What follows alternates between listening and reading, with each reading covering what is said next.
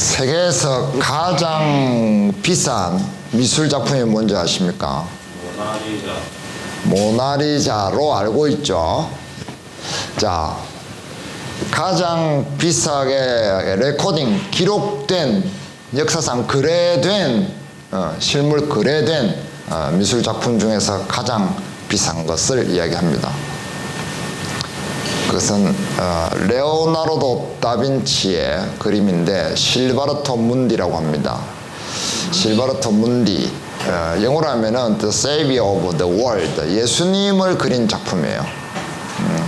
이것을 2017년, 지금으로부터 8년 전에 경매가 열렸는데 이 사우디아라비아 왕세자 빈 살만이 그것을 낙찰을 받았습니다. 얼마에 낙찰을 받았냐면은 5,600억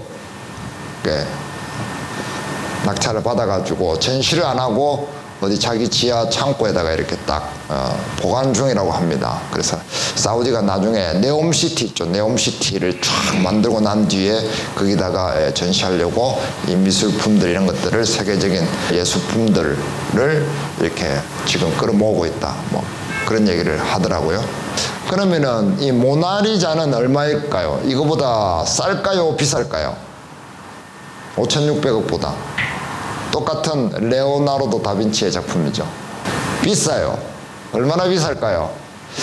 이 모나리자는 프랑스 루브르 박물관에 있습니다. 그래서 개인 소유가 아니기 때문에 경매 시장에 나온 적이 없어요. 그래서 이게 얼마다라고 환산은 못 하는데 루브르 박물관에 사람들이 그 모나리자를 보기 위해서 오는 사람들이 있을 거 아니에요. 그런 것들을 이렇게 계산을 해보니까 이 모나리자의 그 가치가, 경제적 가치가 얼마 정도 나오느냐면은 경매 시장에 만약 나왔다 그러면은 최소 2조부터 시작합니다.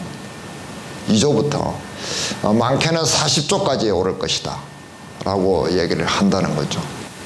자, 그러면은 이 모나리자가 비싼 이유가 뭐냐는 거죠. 모나리자가 이렇게 40조면 우리나라 한 해 예산의 10분의 1이잖아요. 그 정도로 최대 가치를 가지고 있는데 이 모나리자가 비싼 이유가 있을 거 아니에요. 그 그림 화폭의 그 잉크값이 그렇게 비싼 건 아니잖아요. 그것은 이 레오나르도 다빈치라는 이 작가의 예술성이 그만큼 높다는 거죠. 그 예술성이 그 작품의 물리적인 그 화폭에 담겨져 있기 때문에 그렇다는 거죠.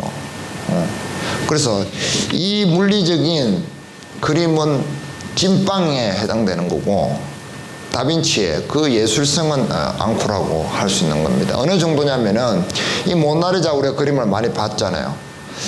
모나리자 그림을 슬픈 마음을 가진 사람이 보면은 슬프게 보인다는 거예요.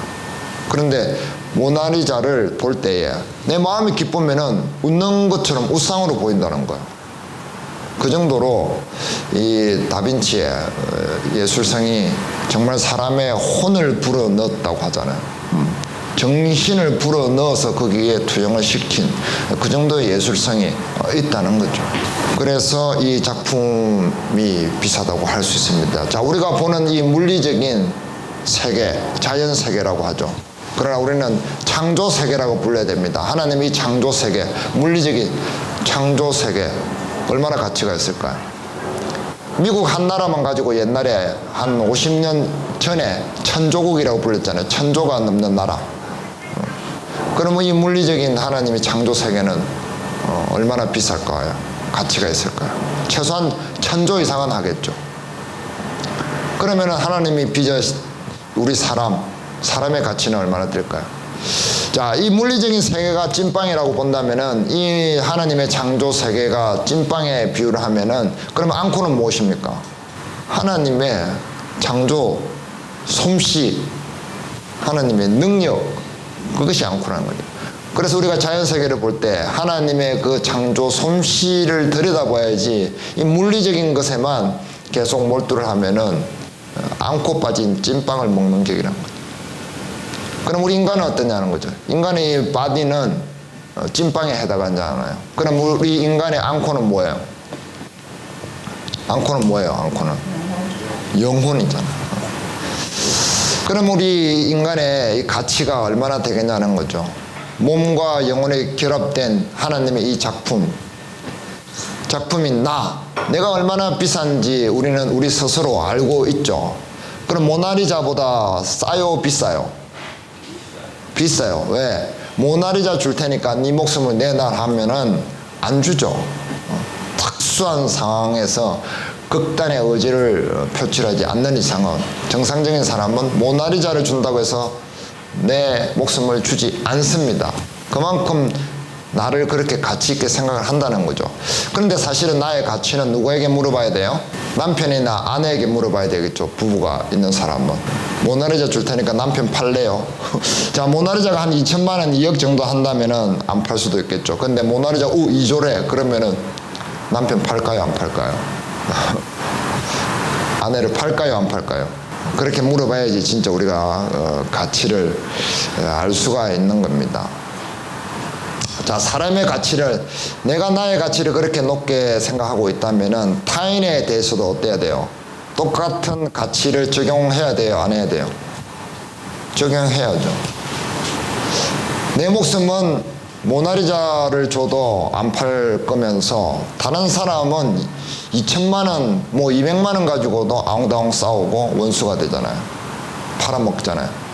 사람의 장기를 단돈 몇백만 원에 팔아먹는 그런 사람들도 있죠.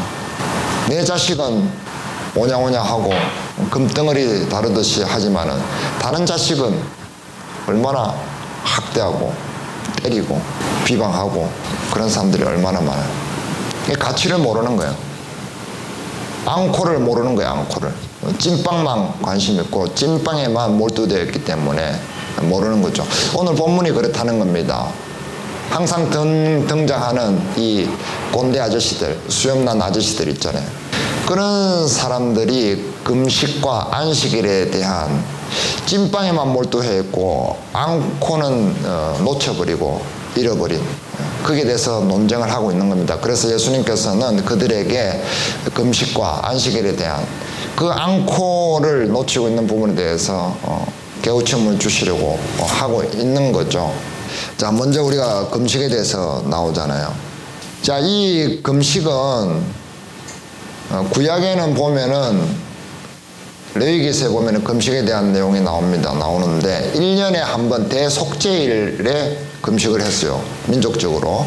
그리고 개인적으로는 사무엘기나 또 사사기 이런 데 보면은 뭔가 개인적으로 급박한 이슈가 있을 때, 그럴 때 금식을 했던 것으로 보입니다. 그리고 그렇게 내려오다가 나중에 포로 생활을 하잖아요. 바벨론에 포로로 끌려갔다가 돌아온 뒤로는 우리가 좀 더 금식을 더 하면서 하나님 앞에 마음을 토로해야 된다고 해가지고 1년에 4-5번 정도 이렇게 금식을 했다고 합니다. 민족적으로. 그러다가 신약 시대에 와서는 어떻게 해요? 일주일에 2번, 주로 월요일하고 목요일에 금식을 했다는 거죠. 그래서 바리새인들이 기도할 때도 누가복음 18장에 나오잖아요. 일주일에 2번씩 금식하고 저는 그런 사람입니다 하고 하나님께 이야기를 했죠. 그래서 지금 이 바리새인들과 침례자 요한의 제자들은 금식하는데 왜 예수님 당신들의 제자들은 금식하지 않습니까? 라고 시비를 털죠. 아마 월요일이나 목요일 둘 중에 하나였던 것 같습니다. 그때 침례 요한이 감옥에 갇혀 있기 때문에 침례 요한의 제자들은 금식을 하지 않았을까라고 이렇게 추정을 하죠. 그런데 이제 신약 시대에는 주로 종교적인 경건이나 그리고 회개를 위해서 금식을 했는데 이 사람들은 지금 어떤 그 회개나 개인적인 급박한 그런 시급을 다투는 문제가 아닌데도 불구하고 금식을 지속적으로 주기적으로 이렇게 했는데 주로 경건에 초점을 맞추고 있었다는 거죠. 경건한 생활을 위해서. 근데 금식에 정말 중요한 핵심 포인트는 경건인가? 라는 문제가 있을 수 있잖아요.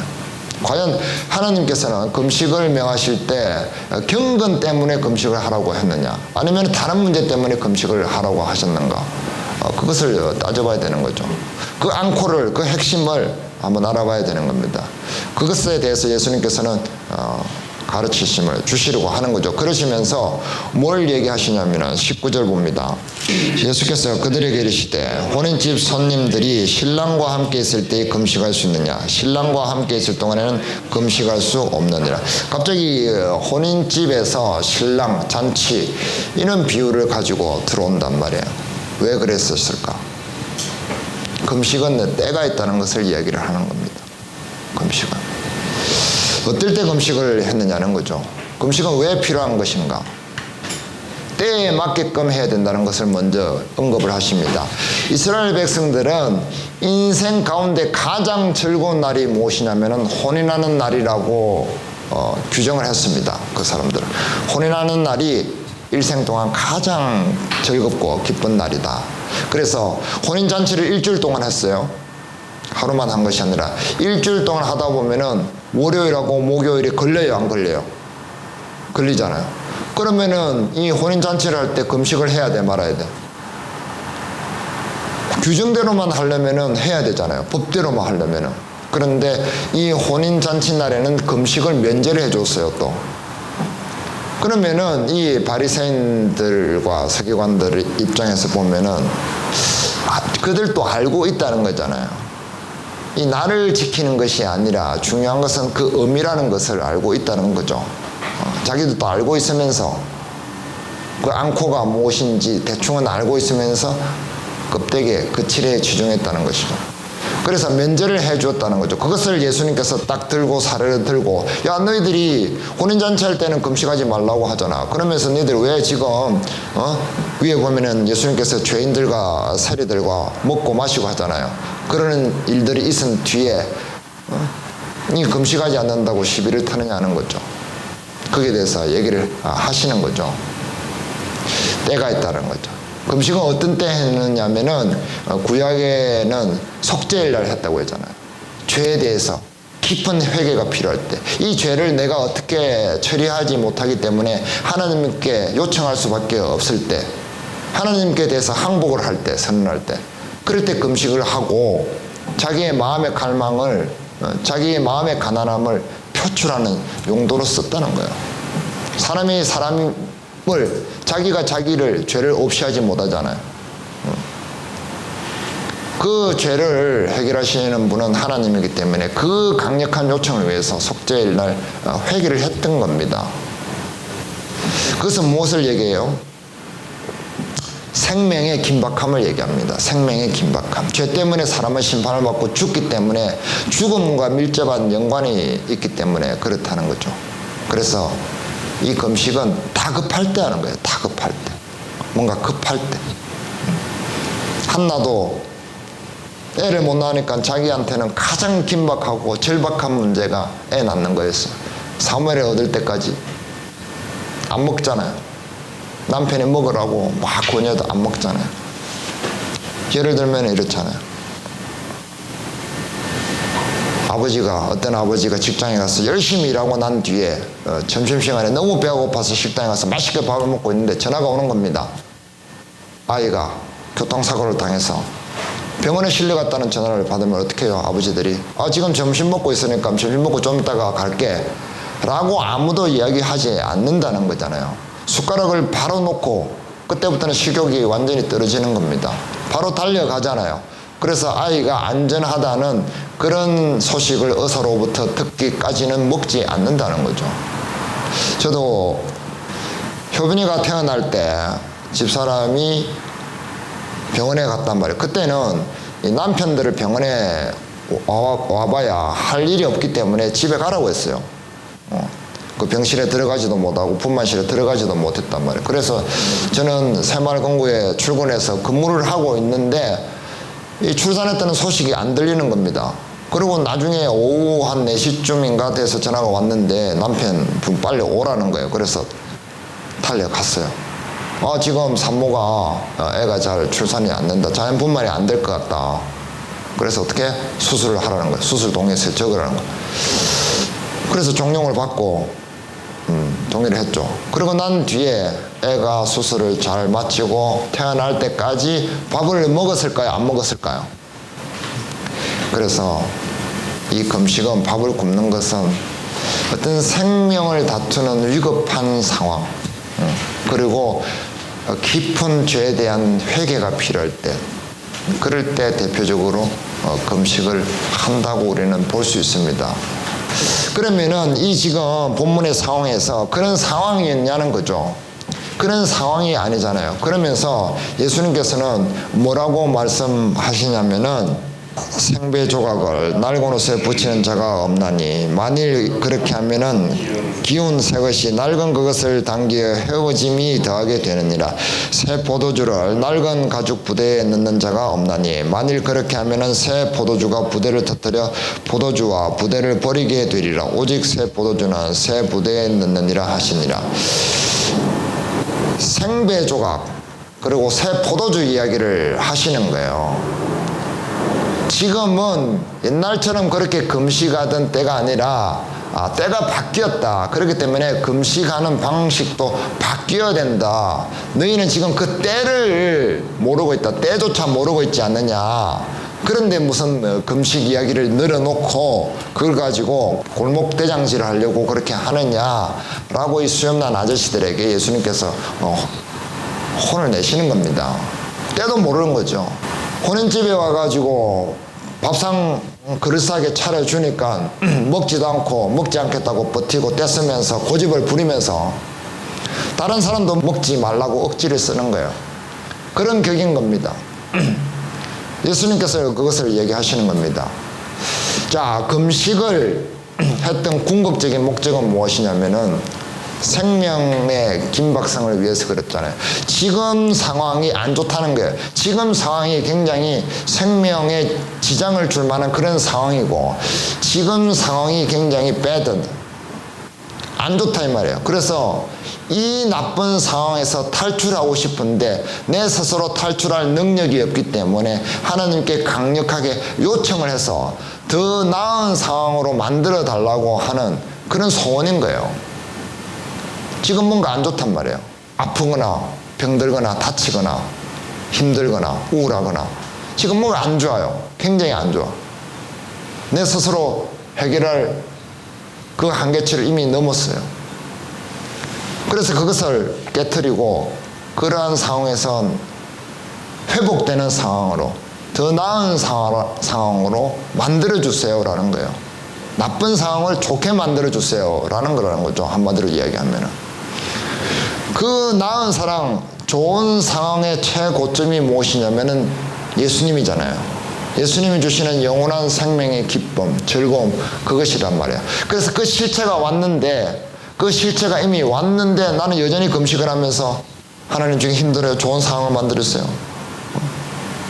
기쁨의 실체가 왔는데 하나님 저 기분이 안 좋아요. 기쁘게 해주세요. 즐거움의 실체가 왔는데 하나님 저 지금 즐겁지 않습니다. 즐겁게 해주세요. 영원한 생명의 실체가 왔는데 저 죽을까봐 겁나요. 두려워 죽겠어요. 살려주세요. 라고 금식을 하고 있다는 거죠. 그 이야기를 하고 있는 겁니다. 그래서 금식은 왜 필요하느냐는 말이죠. 지금의 때 고통, 어떤 고통이 있고 또 어떤 내가 죄에 휩싸여서 괴롭고 힘들어서 지금 불편하고 힘들고 억울하고 낭망되고 힘들고 어둡고 불루하다는 것. 그런 때가 해소되기를 바라는 거죠. 이것이 해소돼서 좋아지기를 원한다. 그것이 금식이 필요한 때라는 거죠. 우리는 그래서 예수님을 영접한 우리는 영원한 즐거움과 기쁨 가운데 있는 겁니다. 그래서 우리가 금식해야 될 때가 있다면 내 마음 가운데 그런 예수님과의 관계가 멀어지고 소원해지고 옅어져서 예수님과의 관계가 다시 더 가까워지기를 원할 때, 그럴 때 우리는 금식을 할 필요가 있다는 거죠. 여러 가지 고통으로 인해서, 여러 가지 어려움으로 인해서, 병 때문에, 또 경제적인 어려움 때문에, 또 사람과의 여러 가지 감정, 문제 때문에, 그런데 우리가 그런 상황을 겪게 되면은 그런 정신적인 감정에 우리가 몰입돼 버릴 수 있잖아요. 그러면은 예수님에 대해서 내가 멀어질 수 있잖아요. 그럴 때 회복시켜 달라고 기도하는 게 필요하다는 거죠. 그래서 그래서 금식은 지금의 때, 예수님과 하나님과 멀어져 있는 때, 그렇기 때문에 찾아오는 여러 가지 고통과 죄, 그것을 회복하기 위해서 하나님과의 관계를, 예수님과의 관계를 더 돈독히 해달라고 요청할 때 금식할 필요가 우리 크리스찬에게는 궁극적으로 필요한 때라고 할 수 있는 겁니다. 그래서 아까도 말씀드렸듯이 우리에게 가장 즐겁고 기쁜 날은 무엇이냐면은, 그래서 하나님과 예수님과 영원한 안식을 누리는 안식의 때라는 거예요. 안식의 날이 가장 기쁘고 좋은 날이 될 수 있는 겁니다. 우리에게는 힘들게 일하다가 예수와 더불어 먹고 예수와 더불어 마시고 잔치하는 그런 날이 가장 기쁘고 즐거운 날이 될 수 있겠죠. 그런데 이 꼰대 아저씨들은 다르게 또 해석해서 이걸 가지고 또 시비를 거는 겁니다. 그래서 또한 예수님께서 이 안식일에 대해서 설명을 해 주시는 거죠. 내가 바로 안식일의 주인이다 라고 말씀을 하시면서 무슨 사례를 대냐면은 25절 26절 27절 같이 읽습니다. 예수께서 이르시되 다윗이 자기와 및 함께한 자들이 먹을 것이 없어서 시정할 때에 한 일을 읽지 못하였느냐. 그가 아비아달 대제사장 때에 하나님의 전에 들어가서 제사장 외에는 먹어서는 안 되는 진설병을 먹고 함께한 자들에게도 주지 아니하였느냐. 또 이르시되 안식일이 사람을 위하여 있는 것이요 사람이 안식일을 위하여 있는 것이 아니니. 자, 너희들이 잘 아는 것처럼, 자, 다윗을 보자. 다윗은 옛날에 사울에게 쫓겨가지고 도망 다닐 때에 너무 배가 고파서 핍절해서 아비아달 제사장을 찾아갔더니 제사장이 진설병을 떡 내어주었다. 그래서 그것을 먹고 자기도 먹을 뿐만 아니라 함께 갔던 사람들에게도 주었다. 어떡할래? 어떻게 해석해야 되느냐? 무엇을 말합니까? 껍데기를 얘기하는 것이 아니라, 찐빵만 얘기하는 것이 아니라, 왜 그렇게 했느냐? 그 진짜 안식일에 참 의미가 무엇인지를 말씀을 하시려고 하는 거죠. 안식의 개념에 대해서. 자, 아비아달 대제사장은 다윗에게 진설병을 내어주었어요. 그러고 난 뒤에 어떻게 됐습니까? 나중에 사울에게 들통이 나서 몰살을 당했잖아요. 몰살 당할 것도 알았고 진설병은 제사장 외에는 먹으면 안 된다는 것도 알았는데 이 아비아달 제사장은 왜 다윗에게 진설병을 내어주어서 먹게 했을까요? 그것이 복음이라는 것을 알은 거죠. 복음의 정수가 무엇인지, 핵심이 무엇인지, 안고가 무엇인지, 알맹이가 무엇인지 알았던 거죠. 복음의 핵심은 무엇입니까? 죽어가는 생명을 살리는 거예요. 영원히 죽을 수밖에 없는 생명을 영원히 살리는 것이 복음이잖아요. 생명이 가장 최우선시 되는 겁니다. 그것이 복음이고 예수님이 이 땅에 오신 목적이고 죄인들과 세리들과 함께 먹고 마시는 이유였습니다. 아비아달은 그것을 아는 거죠. 이런 제사장이 먹고 안 먹고 이런 규례나 율법, 의식들은 하나님께서 그것으로 방향을 설정해 주기 위해서, 우리를 그것으로 몰아가기 위해서 세팅해 놓은 세트장이라는 것을 알았던 겁니다. 아비아달은. 이 세트장이 중요한 것이 아니라 이 소모품들이, 이 소도구들이 필요한 것이 아니라 가장 중요한 것은 하나님의 그 사랑의 생명이라는 거죠. 생명을 중요시하는 하나님의 사랑. 그것을 알았던 겁니다. 아비아달은. 그래서 자기가 죽을 것도 알았지만은 죽어가는 그 사람들의 생명을 못 본 채 할 수가 없었던 거죠. 그리고 다윗은 또한 하나님의, 예수님의 그런 계보를 이을 자라는 것을 알았을 수도 있을 것입니다. 아비아달은 그렇게 해서 몰살을 당했습니다. 그것을 이야기하는 겁니다. 떡이 중요한 것이 아니라, 그 의식이 중요한 것이 아니라, 그 규정이 중요한 것이 아니고, 그 율법이 중요한 것이 아니라, 중요한 것은 생명의 핍절을 막는 것이고 생명의 고갈을 스탑시키는 거라는 것을 예수님께서 말씀을 하시는 거죠. 그래서 배가 고파가지고 더 이상 복음을 전할 수 없는데 예수님의 제자들이 배가 고파서 허덕거리면서 쓰러질지도 모르는데 그러면서 밀밭에 가가지고 탈곡기로 탈곡을 한 것도 아니었어요. 손으로 이렇게 비벼가지고 그거 먹는 것을 그 꺼져가는 생명을 위해서 소생시키기 위해서 했던 그 자그마한 행동, 그것을 시비를 걸고 있는 그 바리새인들의 악함, 그것을 끄집어내시는 거죠. 그것이 바로 너희들의 실체고 앙코다. 모르는 사람들 모아놓고 골목대장 노릇하기 위해서 무식한 사람들에게 이래라 저래라 올가미를 씌워서 사사로운 이익을 취하는 그 자들에게 경종을 울려주시는 겁니다. 그래서 이 27절을 보면은 또 이르시되 안식일이 사람을 위하여 있는 것이요 사람이 안식일을 위하여 있는 것이 아니니 라고 했잖아요. 유대 랍비 중에 시몬 벤 메나샤라는 분이 있었어요. 이분은 이 27절을 어떻게 해석했느냐 하면은 이렇게 해석을 했습니다. 안식일이 너희에게 맡겨진 것이지 너희가 안식일에 구속된 것이 아니다. 안식일이 너희에게 맡겨진 것이지 안식일이 너희를 잡아 놓고 있는 것이 아니다라는 거예요. 주객을 전도시키지 마라. 본말을 전도시키지 마라. 라고 이분이 그런 이야기를 한 겁니다. 사람들은 이 안식이라는 형식을 통해서 사람들을 잡아 가두고 있잖아요. 그러면서 사람들을 더 못살게 굴고 그 사람들의 생명을 더 갉아먹는 용도로 사용을 하는 거죠. 이게 얼마나 악하냐는 거죠. 우리가 하나님을 믿는다 하면서 또 하나님의 사람이라 하면서 우리가 이웃들에게 적대적이고 이웃의 생명에 흠집을 내는 그런 일을 할 수도 있다는 거예요. 그래서 하나님의 그 마음을 우리가 제대로 이해를 하고 있다면은 우리가 사람과의 관계 속에서도 그러한 일을 한다는 거죠. 가장 사람들 사이에서 중요시 되어야 될 것이 무엇이다? 생명의 존중이라는 거예요. 생명의 존중. 그 시각으로 사람과의 관계를 하면은 또 일 처리를 할 때나 하면은 좋다는 거예요. 모든 문제가 거기서 사라지게 됩니다. 그것을 뒷전으로 2순위로 3순위로 밀어놓고 어떤 관계를 하게 되면은 그 관계는 결국에는 가공적인 관계로 끝납니다. 오래 가지 못해요. 사람들은 그렇게 관계를 하죠.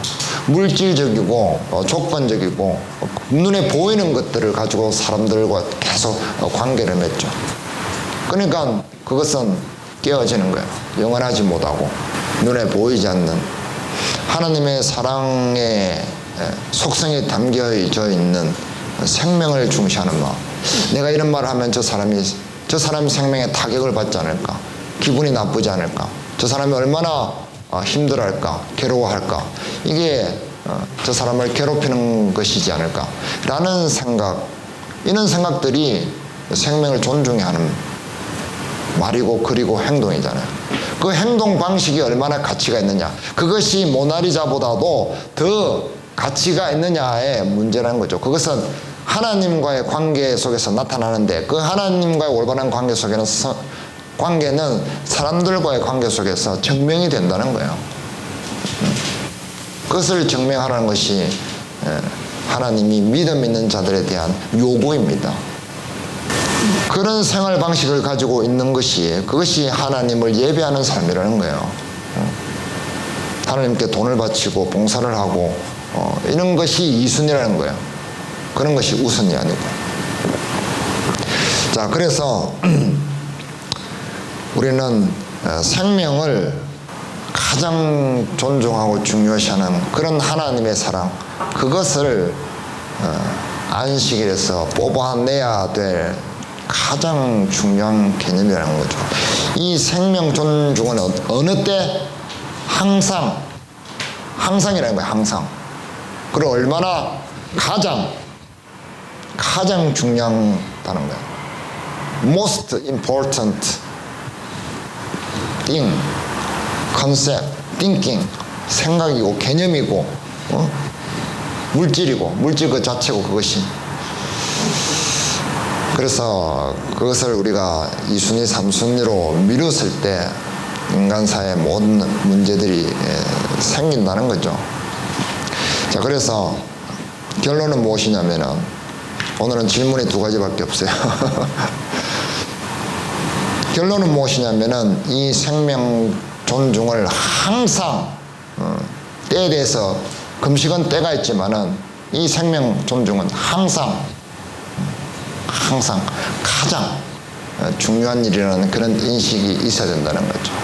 그것이 하나님의 자녀된 사람의 마땅한 도리이고 말과 행동의 방식이라는 겁니다. 그러면은 죄가 자꾸 멀어져요. 머리를 빡빡 밀고 가부좌를 틀고 있는 산속에 있는 사람들 있잖아요. 그 사람들도 생명을 존중하게 여긴다고 여러 가지 잡아먹지도 않고 막 그렇게 애쓰고 살다는 그런 사람들도 그렇게 하는데 하나님을 믿는 사람들이 얼마나 그들보다 나아야 되겠습니까? 그것이 우리 가치를 높이는 거예요.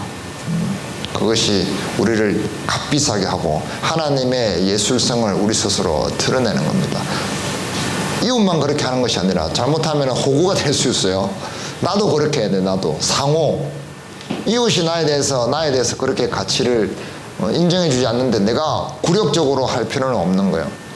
예수님처럼 그것을 점잖게 가르쳐 주면서 그렇게 해야 되는 거예요. 이런 말이 좋다고 해요. 혹시 그거 지금 저한테 하신 말씀 맞습니까? 라고 얘기를 하면은 무례한 말을 하는 사람들이 굉장히 흠칫하고 다시 그런 말을 잘 못한다고 합니다. 이거는 심리학자들이 하는 말입니다. TV에.